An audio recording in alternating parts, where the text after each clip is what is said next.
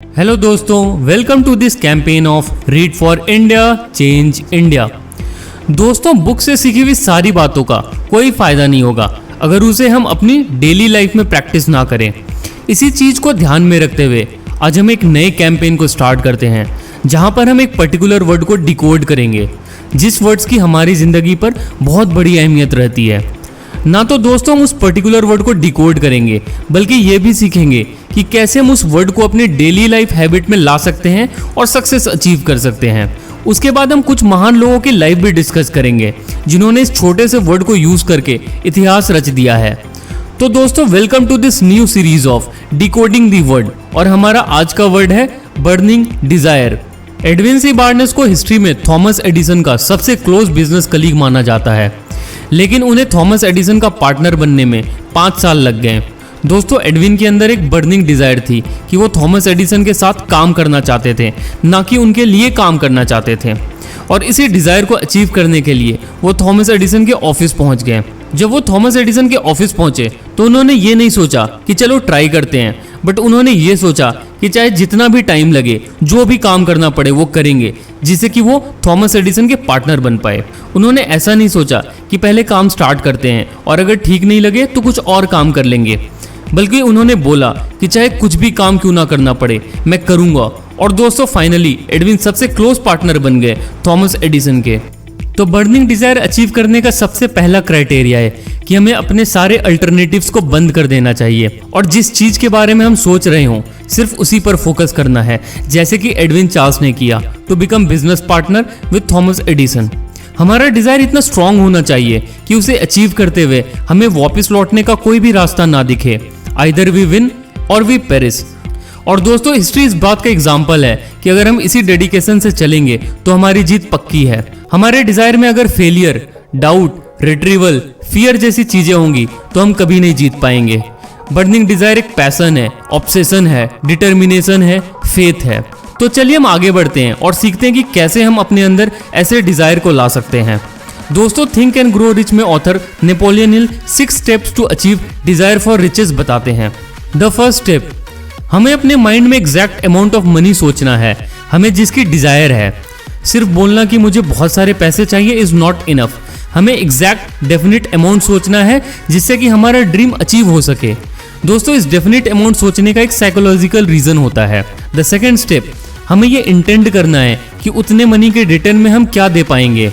दोस्तों, यहाँ पर हम कोई जादू की बात नहीं कर रहे हैं। हमारे डिजायर को अचीव करने के लिए हमें बहुत सारी सैक्रिफाइसेस करनी पड़ेगी। द थर्ड स्टेप, हमें एक डेफिनेट डेट डिसाइड करना है जब तक हमें ये पैसे चाहिए हों। दोस्तों, यहाँ पर हम ऐसा नहीं सोच सकते कि हम कल ही करोड़पति बन जाए। हमारा डेट एक वेल रीजन्ड और प्लान डेट होना चाहिए, क्योंकि हमारे डिजायर को अचीव करने के लिए हमें खुद ही एक्शंस लेने होंगे। द फोर्थ स्टेप, हमें एक डेफिनेट प्लान बनाना है जिससे हम अपने डिजायर को अचीव कर सकते हों और हमें उस पर तुरंत काम करना स्टार्ट करना है, चाहे हम रेडी हों या ना हो। द फिफ्थ स्टेप, हमें अपनी डायरी में ये सारी बातें लिखनी है। हमारा डिजायर क्या है, हमें उसे कब तक अचीव करना है और उसे हम अचीव करने के लिए क्या क्या सैक्रिफाइसेस दे सकते हैं, और हमारा प्लान और एक्शंस क्या होगा। द सिक्स्थ स्टेप, हमें हर दिन अपने डायरी में लिखी हुई बातें जोर से सोने से पहले और सुबह उठते ही बोलना है। और जब हम ये बातें बोलेंगे तो हमें ये विजुअलाइज करना है कि हमारा डिजायर पूरा हो गया है, और हमें ये फील और बिलीव करना है कि हमें उतने पैसे मिल गए हैं। और ये 6 स्टेप्स हमें पूरी फेथ के साथ करना है। अब दोस्तों, आपके मन में एक सवाल आ रहा होगा कि ये क्या फालतू बातें हैं और हम खुद को कैसे उतने पैसे के साथ फील करें। तो मैं आपको पहली चीज ये बताता हूँ कि अगर आपके अंदर सच में एक बर्निंग डिजायर है टू अचीव समथिंग, तो आप इन 6 स्टेप्स को जरूर कर लोगे। लेकिन अगर आपको ये सारी बातें बकवास लग रही है तो आप वीडियो बंद कर दीजिए, क्योंकि अभी तक आपके अंदर बर्निंग डिजायर पैदा ही नहीं हुआ है। दोस्तों, अब बात ये आती है कि क्या ऐसा करने से कुछ फायदा होगा। तो मैं आपको बताता हूँ कि ऐसा करने से कम कुछ घाटा तो नहीं होगा। ना ही आपको ऐसा करने के लिए कुछ हार्ड लेबर करना पड़ रहा है और ना ही आप कुछ सेक्रीफाइस कर रहे हैं। ये सारी बातें साइकोलॉजिकली प्रूवन है, और अगर आप सक्सेसफुल लोगों के बारे में पढ़ेंगे तो everyone had a burning desire.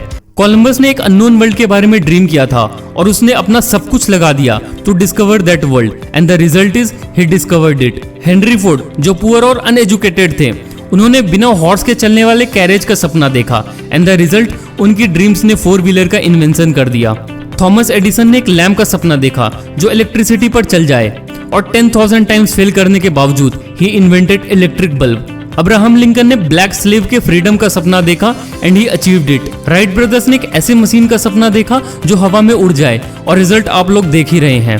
तो दोस्तों हिस्ट्री ऐसे हजारों लोगों से भरी हुई है जिन्होंने अपने ड्रीम को रियलिटी में बदल डाला। लेकिन पता है उन सभी लोगों में क्या कॉमन था? Burning desire to achieve their dreams into reality. Burning desire ही स्टार्टिंग पॉइंट होता है जहां से हम अपने सपनों को सच करने के लिए पहला कदम उठाते हैं। तो दोस्तों हम सभी लोग अमीर बनने का और सक्सेसफुल होने का सपना तो जरूर देखते हैं, लेकिन बहुत कम लोग इसे हासिल कर पाते हैं। रीजन बहुत ही सिंपल है, हमारे अंदर बर्निंग डिजायर नहीं होता है। जिस दिन हमारे अंदर एक ऐसा डिजायर आ जाएगा जिसका आधार फेथ, बिलीफ और कॉन्फिडेंस हो, उस दिन हमें जीतने से कोई भी नहीं रोक सकता है। और लास्ट में दोस्तों मैं आपको फिर से याद दिला दूं कि चलिए हम इस पढ़ने की आदत को अपनी जिंदगी का एक अहम हिस्सा बना लें और इससे सीखी हुई बातों पर काम करके ना तो सिर्फ अपनी बल्कि अपने साथ वालों की जिंदगी में एक बदलाव लाने की कोशिश करें। And help me in my campaign read for India change India. जय हिंद।